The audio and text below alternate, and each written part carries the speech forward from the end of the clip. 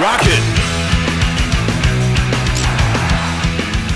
E aí, seus Júnior Baiano? Começando mais um vídeo no Firula TV, desta vez firulistas, viradas épicas em finais. Apenas um adendo antes de prosseguir no vídeo, não contam viradas em dois jogos. Aquela final do primeiro jogo, o time faz 2-0, no segundo jogo, o outro time faz 3-0, é campeão, todo mundo feliz? Não. Somente viradas no último jogo, que é onde o pau tora de verdade. Até temos nesse vídeo algumas finais de dois jogos, mas as viradas em si aconteceram somente lá no último jogo, onde é entrega a taça e tudo mais.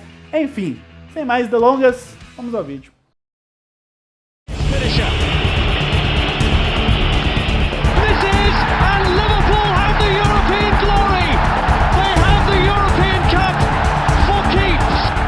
Começando a lista com uma das maiores zebras da história do futebol. De um lado tínhamos o poderoso e aparentemente imbatível Milan, com nomes como Shevchenko, Crespo, Kaká, Maldini, Nesta, Cafu, Pirlo, Seedorf, Gattuso, Didi, Stan.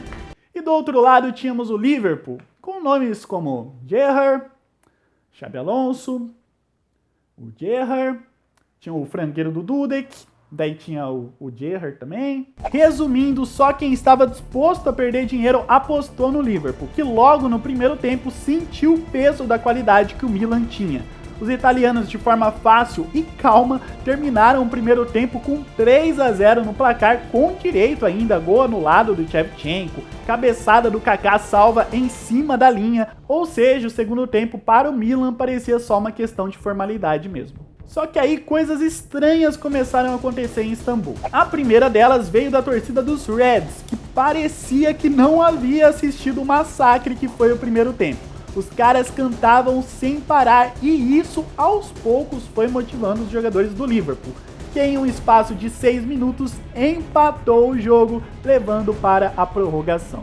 Outro evento do jogo que simplesmente não tem explicação foi a defesa do Dudek já na prorrogação. Vale lembrar que o Dudek vinha falhando feio no jogo e de repente, cara a cara com o Shevchenko, ele faz o impossível. Porque assim, não dá pra explicar. Pode chamar físico, especialistas em goleiros, o Dudek, o próprio Shevchenko, ninguém vai conseguir explicar e muito menos entender como o Dudek pegou aquela bola. Good save! Wonderful double save from Dudek. When Andrei Shevchenko misses this with less than 3 minutes to go. E depois de tudo isso, simplesmente não tinha como o Milan ser campeão. Nos pênaltis, o Liverpool venceu um dos títulos mais improváveis da história do futebol, numa final que com certeza será lembrada para sempre. Aproxima-se do gol do Brasil e atira! Gol! Gol do Uruguai! Dica! Segundo gol do Uruguai! Mesmo passando longe de ter vivido essa época, muito provavelmente, você vai se lembrar da final da Copa do Mundo de 1950. Essa lembrança quase que instantânea vem pela dor que ela causou, tanto que durante décadas a imprensa e torcida tentaram de alguma forma encontrar culpados. Alguns culpam o goleiro Barbosa, outros o Juvenal, que era o lateral que marcava as subidas do Didia, outros a preparação da seleção, onde os jogadores não tinham paz, porque a todo momento circulavam políticos querendo fazer campanha às custas dos jogadores. Enfim, Copa de 50 é assunto para outro vídeo, mas falando da final, que não foi bem uma final, e sim um quadrangular final entre os 4 melhores da Copa do Mundo, que no fim acabou sendo decidido entre as seleções que ainda tinham chances de título. A empolgação no país era absurda, já que após concluída a primeira fase, o Brasil simplesmente atropelou seus 2 primeiros adversários do quadrangular final.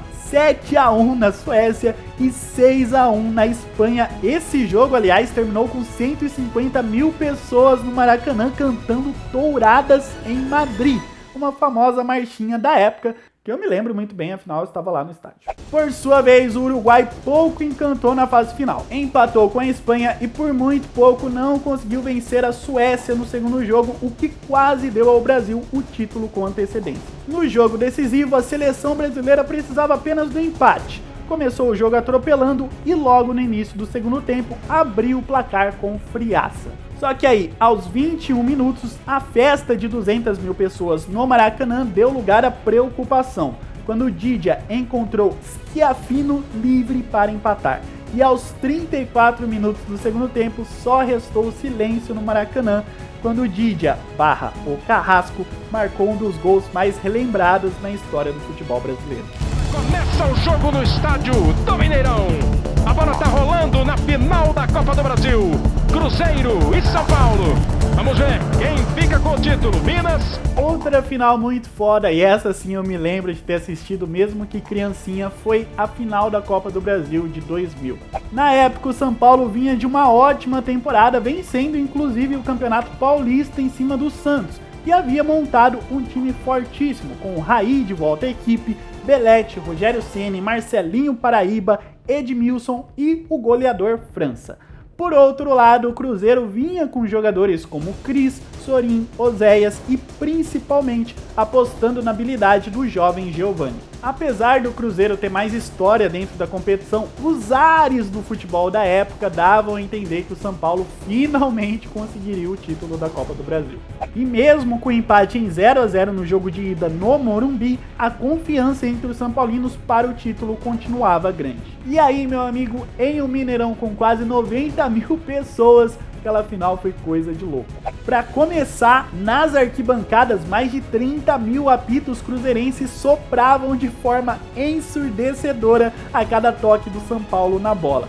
Era quase que pior que as vuvunzelas em 2010. Mas mesmo com a diversidade e apostando principalmente na qualidade técnica, o São Paulo aos poucos foi conseguindo suportar a pressão cruzeirense e terminou o primeiro tempo com certo controle do jogo. E na segunda etapa, jogando de forma mais agressiva, o São Paulo enfim conseguiu abrir o placar com Marcelinho Paraíba, que vivia uma fase absurda. O gol jogou por água abaixo a estratégia do Cruzeiro, que tinha como aposta para a final justamente a solidez tática. E restando pouco mais de 20 minutos pro apito final, os mineiros foram pro tudo ou nada. Em duas alterações, o treinador Marco Aurélio abriu completamente o time, o que parecia ser um suicídio, tendo em vista a qualidade técnica do São Paulo. Ou seja, além dos gols, o Cruzeiro precisaria de muita sorte para levar o título.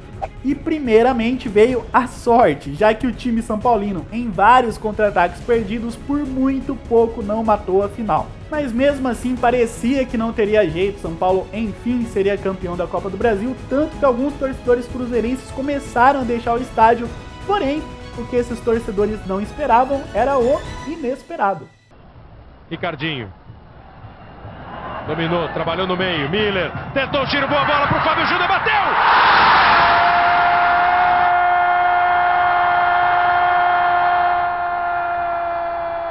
O gol mudou completamente os rumos da partida, pois agora quem amassava o seu adversário era o Cruzeiro e quem jogava de forma acuada era o São Paulo. E exatamente aos 45 minutos do segundo tempo, o Giovani fez o gol da final mais foda da história da Copa do Brasil. O Miller tá revoltado. Olha aí a barreira, ó. Muito à frente. Vem pra cobrança de falta. Giovani bateu!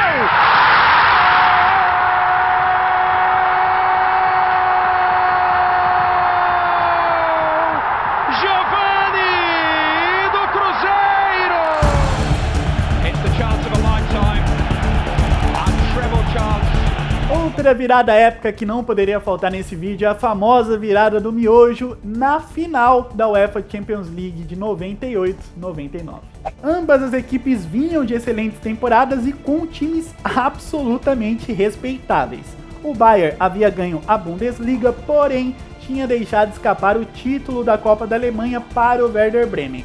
Já o Manchester United vinha de uma temporada perfeita e tinha a chance de conquistar o inédito triple, que seria Premier League, FA Cup e Champions League. Só que antes mesmo do apito inicial, nosso querido Sir Alex Ferguson teve que lidar com um baita problema.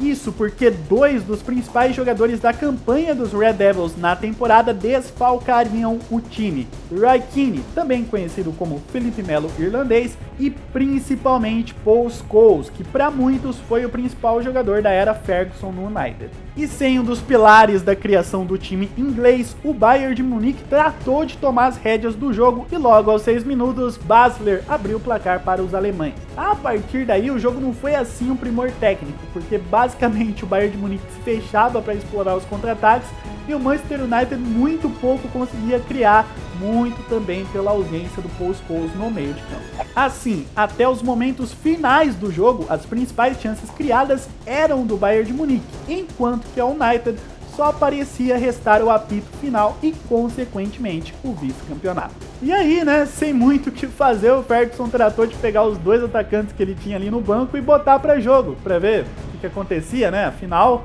o Manchester United já não tinha mais nada a perder. Assim, Sheringham e Solskjaer entraram em campo, e quando o presidente da UEFA já amarrava as famosas fitinhas com as cores do Bayern na taça da Champions, o quarto árbitro levantou a famosa placa dos 3 minutos de acréscimo. A placa que consagraria o Sir Alex Ferguson como um dos treinadores mais brilhantes e cagados da história do futebol. In towards Schmeichel, it's come for Dwight York.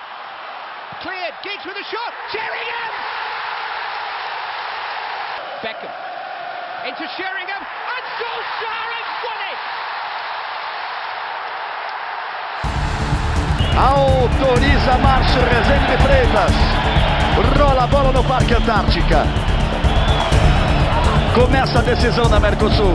Terminando a lista com talvez uma das maiores conquistas do Vasco no século XXI, não tanto pela importância, mas sim pelo que foi aquele jogo decisivo entre Vasco e Palmeiras na Copa Mercosul de 2000.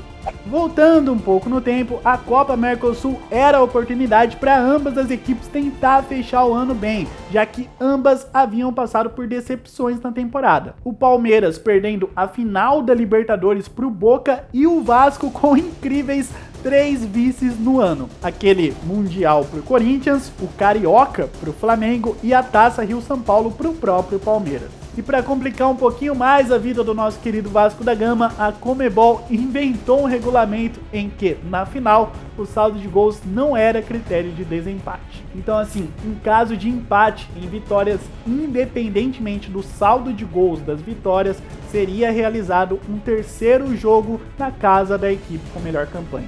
No jogo de ida, o Vasco venceu por 2-0 em São Januário e no Palestra Itália perdeu por 1-0 e como o Palmeiras tinha a melhor campanha, o grande e decisivo jogo seria em São Paulo. No papel, o time do Vasco até que era melhor. Tinha o Romário, Juninho Paulista, Juninho Pernambucano, Elton, Euler, o mito, o Deus, Júnior Baiano, só que como eu já disse antes, o que aguardava os cariocas era um Palestra Itália lotado e o Palmeiras soube muito bem como usar isso ao seu favor. Já que em um espaço de 9 minutos, os paulistas abriram incríveis 3 gols de vantagem, terminando o primeiro tempo com a torcida já gritando "é campeão". No segundo tempo ali, meio que timidamente, o Romário diminuiu aos 14, mas nada que abalasse muito os torcedores, tanto que nem o próprio Romário comemorou muito o gol. Porém, 10 minutos depois, a torcida palmeirense começou a ficar com seus orifícios um pouco mais apertados, pois Romário, novamente de pênalti, recolocou o Vasco no jogo. Só que aí teve uma outra reviravolta, já que o nosso mito, Deus, maior de todos, Júnior Baiano, fez lambança e deixou o Vasco com 1 a menos aos 32 do segundo tempo. Júnior Baiano vem por baixo. Deixou a perna. Se der cartão, Júnior Baiano tem cartão, hein? Cartão vermelho para Júnior Baiano. E aí, né, obviamente não tinha jeito, Palmeiras campeão, festa nas arquibancadas, só que não! Aos 40 minutos do segundo tempo, numa bela troca de passes, a bola acabou sobrando para Juninho Paulista empatar e simplesmente calar a torcida do Palmeiras. E aí, aos 48 minutos do segundo tempo, obviamente tinha que ser ele, Romário fez o que pra nós parecia ser impossível. Tá força, e o Vasco vai pra luta. O Viola, que entrou bem no jogo, carrega, tenta o lance individual. Olha a chance, Juninho Paulista batendo, sobrou pra Romário, bateu, gol!